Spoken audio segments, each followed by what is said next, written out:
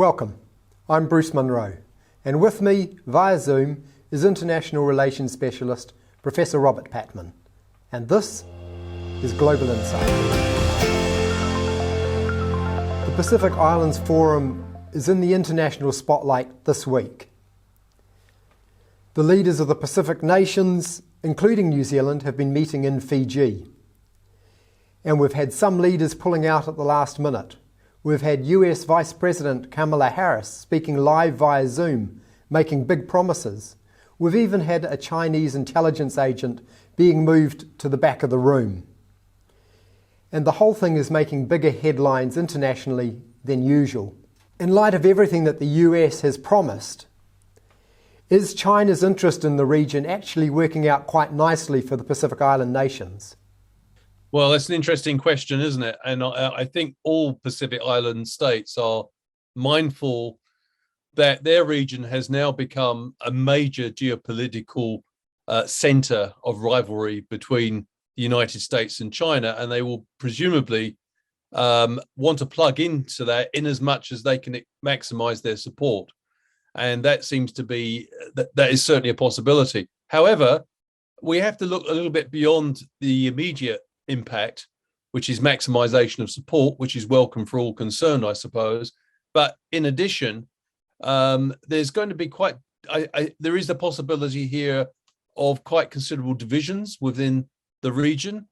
And in a sense, I think this is what Australia and I think even more so New Zealand are mindful, and why the Prime Minister is emphasizing regional approaches to problems. I think it was interesting to me that this very big initiative by the United States, the most ambitious it's launched in the region for a long time, via Kamala Harris's address, virtual address to the Pacific Island Forum leaders, that this was not a question of the Pacific Island states having to choose between China and the United States. I think that's the message the Americans are trying to get across. They're actually supporting New Zealand's idea that regionalism should take priority. In other words, the Pacific Island states should have the ability to make their own decisions in which direction they want to go. But clearly, there's going to be a contrast between what's on offer from the United States and China. It's an interesting dimension, but on the face of it, it does mean that the Pacific Island states are going to get much more international attention on problems they deem important. I'd like to pick up on what you were just saying there about the US and it going with New Zealand's idea of regionalism, because I've seen some commentators saying that the US was pitching for a much more, and for the Pacific Island nations to be aligned with the US, and that the Pacific Islands might push back against that. You don't think that's what's going on? I think there's going to be a tussle a little bit between New Zealand and the United States on this issue. I think the United States and the Biden administration, I think particularly Kurt Campbell, recognizes it's counterproductive to patronize Pacific Island states. They're sovereign states, albeit micro-states. And if you start trying to tell them what's best for them, you run the risk of achieving exactly the opposite of what you want, which is driving them into China's camp. And what I think the Ms. Ardern and and I think Penny Wong and the Australian Foreign Minister, Nanaia Mahuta, the New Zealand Foreign Minister, want is to start, with the United States support, start engaging on those really important issues like climate change. That's the biggest security threat to the Pacific Island states. If Australia, the United States, and New Zealand can, together with the support of others, perhaps China, addressing the issue of climate change, that will make a real qualitative difference to the lives of Pacific Island states. There's a very real threat now to the very existence of a number of Pacific Island states, the rising sea levels. And there's two types of measure, of course, mitigation, but also dealing with the root cause. Australia, for example, has a role to play here. It's the third largest exporter of fossil fuels in the world. So these sort of issues need to be tackled. And I think there will be a tension at times between United States trying to call the shots on things and a regional player like New Zealand saying, now hold back because that's just not going to work with the Pacific Island states. You were saying about the US and how important it would be for the US to be offering some climate change initiatives. Is China offering anything along that lines, or is it all about investment from the Chinese perspective? Well, China's got about 50 agreements.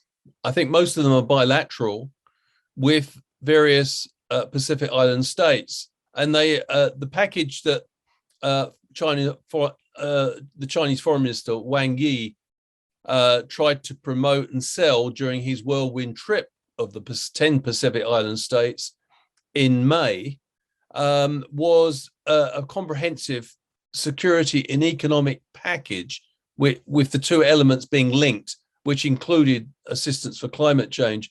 I think that was a bit of a warning to some of the Pacific Island states, as well as outside actors, that China was actually in the business of trying to somewhat tie the hands of the recipients, and it meant that you couldn't just pick and choose what elements you had.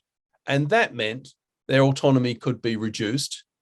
And I think that was, yeah, I mean, I think the Pacific Island states, and this has become evident at this forum, are becoming quite wary of what they see as the Chinese political agenda for the region. We've heard about a number of the Pacific Island leaders pulling out of this particular forum. What were the real reasons for that you see? That's a difficult one, Bruce, isn't it? China's denied that it has anything to do with Kiribatis's withdrawal from the forum. Kiribati in 2019, like the Solomon Islands, switched its support from Taiwan, its diplomatic recognition of Taiwan, to China. And like Solomons, it's also signed an agreement with China, a security agreement, I believe. So there's a couple of interesting developments there. There is speculation that China put some pressure on Kiribati not to attend. China seems to be incredibly sensitive to regional countries acting together and coherently, and we'll just have to wait and see. But I know that it's, in short, to answer your question, Bruce, it's very difficult to know exactly what's happening there. I think we may know in a few weeks' time. Opposition in Kiribati are charging that the Chinese put pressure on the Kiribati leadership. How credible that is, I don't know.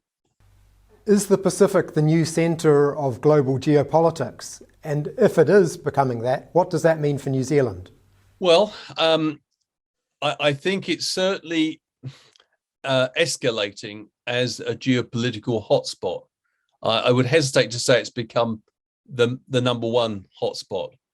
It reflects several things. Firstly, China's rise to superpower status and China's corresponding growing international reach. And China has had a long-term interest in the Pacific, and now it's adding to that long-term interest with an ambitious attempt to establish what appears to be, in some commentators and some diplomats' view, an attempt to establish a sphere of influence in the region. There is a real concern in New Zealand, Australia, and the United States that China's approach to diplomatic ties with the Pacific Island states is qualitatively different from that of the liberal democracies. They will be looking to establish, as I said before, a sphere of influence where countries basically have a sort of top-down relationship with their mentor in Beijing. And that would be unacceptable, I think, to most Pacific Island states. And I think that is where the strength of New Zealand, Australia, and the United States, if the United States can keep to be consistent on this line, where it lies. I mean, your question raises a really interesting thing, though, and that is, yes, the Pacific Islands state region is growing in geopolitical importance, but it's not in a traditional geopolitical sense, because we often think of geopolitics as being between the United States, America, and perhaps Russia. I would argue this is certainly not the case in the Pacific Island states. Middle powers like Australia and smaller powers, or I would describe New Zealand as a minor power, they have a big stake in the outcome, and they're not likely to accept agendas from afar, whether it be from Beijing or Washington. Although, of course, both the United States, both New Zealand and Australia are closer to the United States than they are to China on the Pacific Island states. So I think we're seeing a new form of geopolitics emerging in which middle powers and small powers play a much greater role. And it's not just a question of a binary situation between China and the United States. Thank you, Robert. And thank you for watching. Catch us next time on Global Insight. Ka kite anō.